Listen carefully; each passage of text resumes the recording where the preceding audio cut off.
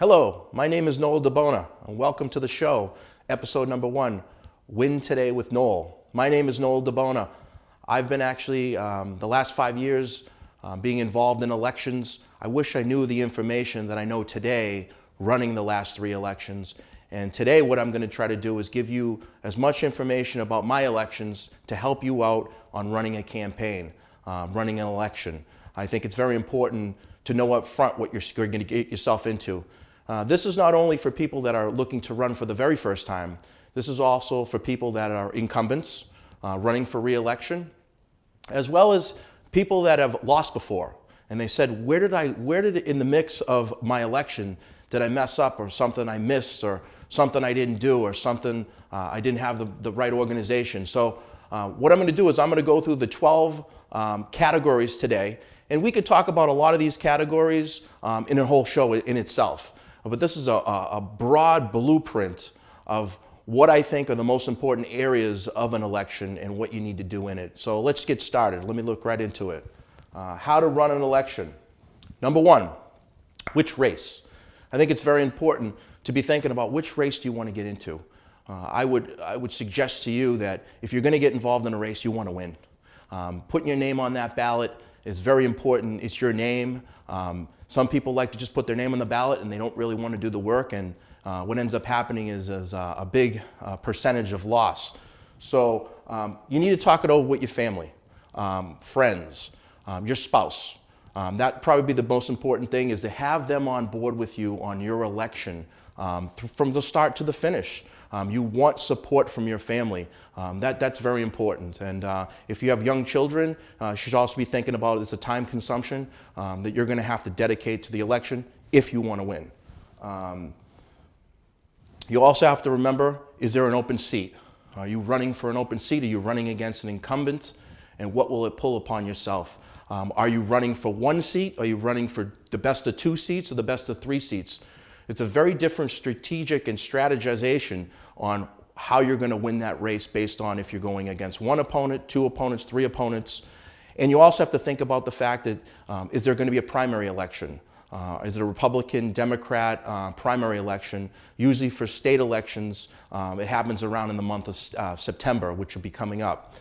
So you have to determine, are you running against in party? Is it a nonpartisan race? You're not going to be running against people with party affiliations. A lot of the local elections don't involve that, so you'll be good with that. Important dates. This is very important as well. You're going to have to go out to either town or city clerk and get nomination papers. Once you sign for nomination papers, and there's a certain date for that, you'd have to go out and get these nomination papers signed and have eventually verified. In some municipalities, in some counties, in some towns and cities, you're going to need 50 registered voters in that area verified. You're going to need 100. You're going to need 150. If you're running for a higher office seat, you're going to need 250, maybe up to 1,000.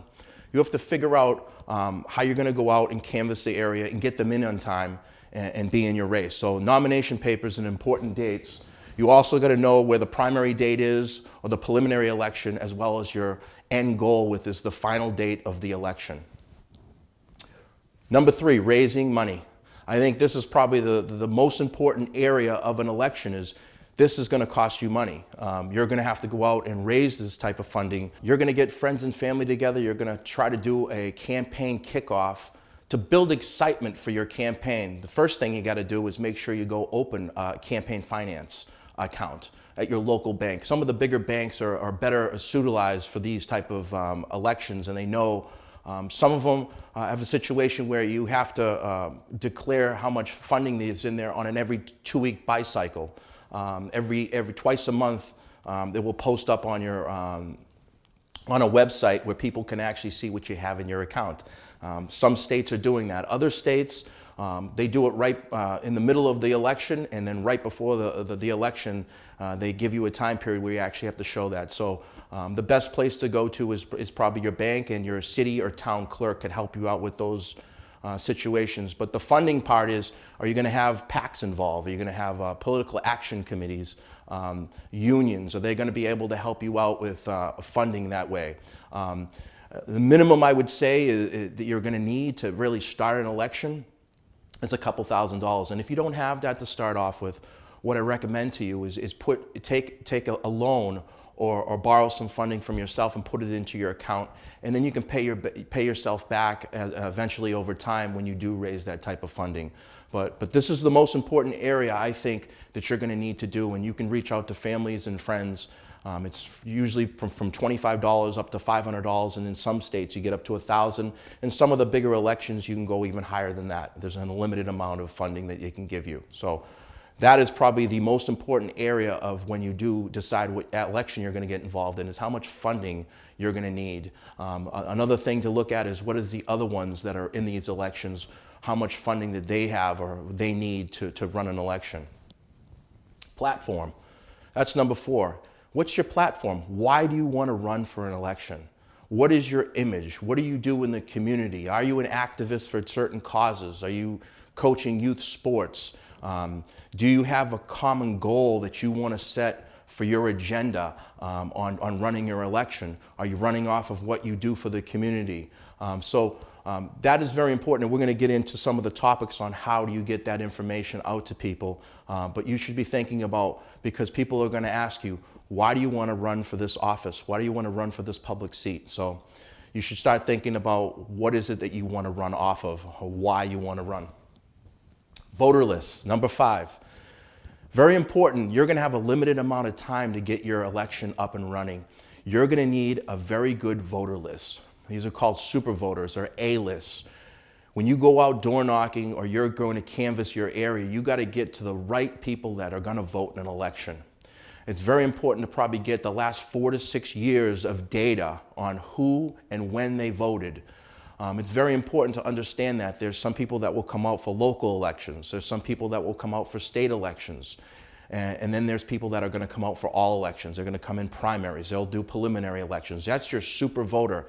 You're going to really need to harness your energy and time into getting to that voter. And you should be able to get that information at the city clerk's office, at the town clerk's office, as well as investigating into where you want to get this information from. There may be somebody inside your town or city that has that does good data and computer work that can get you that information and cross-reference over the last 4 to 6 years. Printing material, that's number 6. I think it's very important. You're going to have to print a lot of this stuff. In some states and some towns, some municipalities, you have the union bug, which is very important. It's a union print.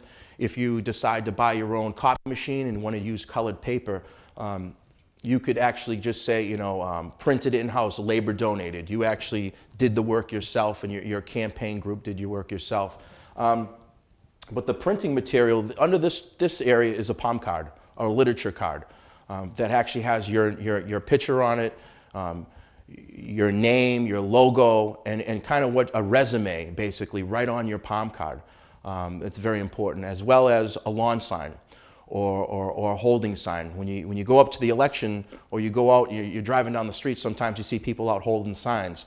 That's basically called your holding sign on the wooden sticks, as well as your lawn sign that goes onto people's yards that you eventually will disperse. The lawn signs, they have a certain diameter to them. There's certain sizes. There's smaller ones, there's bigger ones. You need to find out in your municipality, is there ordinances on the size of the lawn sign and when you can put up that lawn sign. In some areas you got a lot of fences, so you're going to need to build wooden structures for that. But it's very important. At the end of the day, lawn signs don't vote, but at the same time, if you live in an environment or a community which has a lot of buildings and you can't get access to it, you're going to need those lawn signs to give you the name recognition. Build organization, that's number 7. This is a very important matter for you. When you're running for this election, it's not just you. You're going to have other people involved in this. I've seen people that have 8 to 10 strong, solid people that are involved in the campaign that can make it look like you have 30 people out there. If you can get committed, at least 8 to 10 people to be involved in your organization, whether you have a campaign headquarters, whether you have a meeting place once a week that you actually come to and go over all the different areas of what you want to get accomplished. The grassroots areas, getting into the door knocking at different doors, canvassing, flyer dropping, campaign literature drops. Also, you can design areas for people that like to hold signs for you at different times of the year, throughout your campaign. These are very, very important, is to have an organization in place that's going to help you out. And we can talk a whole segment just on this area, which I just gave you the broad blueprint of the beginning to go over. Direct mail and newspaper. Direct mail. Now, obviously, we went back to the funding part of it. You're going to need to raise money to do direct mail. Now, obviously, you had your good voter lists, and most companies that do direct mail will center in on the areas that you in the households that you need to direct mail to.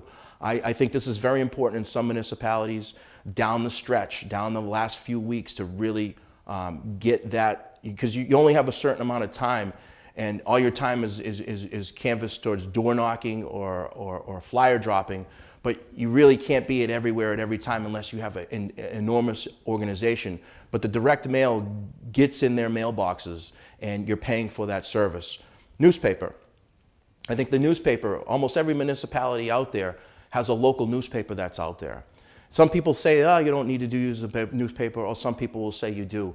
There's a lot of local papers out there that are once a week, and then some of them are daily. Find out the pricing scales, and give the newspaper a call and find out the editor, and just talk to the person. They'll let you know, hey, listen, you know what? Everybody that's a first-time candidate could actually get a free first-time paragraph and a picture on what you want to run off of, and you can get that right in the beginning. That also makes me think back to when you do decide to run, you might even get the newspaper to call you right ahead of time and ask you some questions and put a little story in there. Maybe there's other people that are involved in the race. So you need to be prepared right when you go down to City Hall or Town Hall and you pull your papers for an election, that you may be getting phone calls for that. Also, there's radio, there's other avenues of getting your message and your name and your marketing out there. It's not outdated yet to actually use the newspaper. There could be a lot of voters that are not involved in social media, which we're going to get into in a minute, that may just look in the newspaper and see the picture and the name and the different items that you're involved in. So I wouldn't exclude newspaper to use, as well as direct mail. Our next one is the social media site. This has become a different age in politics, in running elections, is the social media end of it. Having your own website, the Facebook, the Twitter, the Instagram, all these new channels of getting your information out there. A lot of these sites are free, but I'm viewing that Facebook seems to be the one social media site that everybody's on. From the young to the older generation. My dad's on Facebook. My in-laws are on Facebook. They're in their late 60s and 70s, and my father-in-law is 80 years old, and they're all on Facebook. So you can't exclude the fact that Facebook is actually a good channel to use. I wouldn't say you're going to win an election just off of Facebook, but I would definitely not exclude that from working. And then you can also have your website where you can do weekly stuff and information on what you're doing in your campaign. You can also have a donate page on donate link on your website where you can people can donate to your campaign, which is very important. Social events. This is number 10. Social events. You're going to get down in your campaign, and you're going to realize down the stretch, or maybe earlier, you're going to be involved in debates. You're going to be involved in candidate nights where you can actually get in front of groups of people and talk about why you want to run and what you're running off of. These are sometimes almost required of you. There'll be other special interest groups out there that have, it might be a neighborhood association that has candidate nights, and you get to speak in front of a group of people. But you have to be ready for that, especially down the last few weeks of an election. There'll be different organizations that will want you to come in and talk. And I've seen people not show up at that and end up losing their election because they didn't show up and they didn't talk to the viewers. So you should be ready for that aspect of the campaign that you're going to get involved in. Another area is coffee hours. There's going to be areas that you really can't get into knocking door to door. Some of the senior housings that you're going to be able to, they'll allow you to come in for a coffee hour.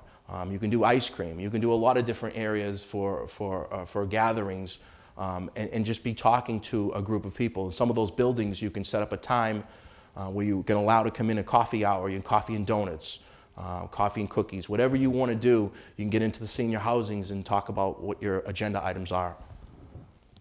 Election day. Number 11, the most important area of why you're running your election is election day.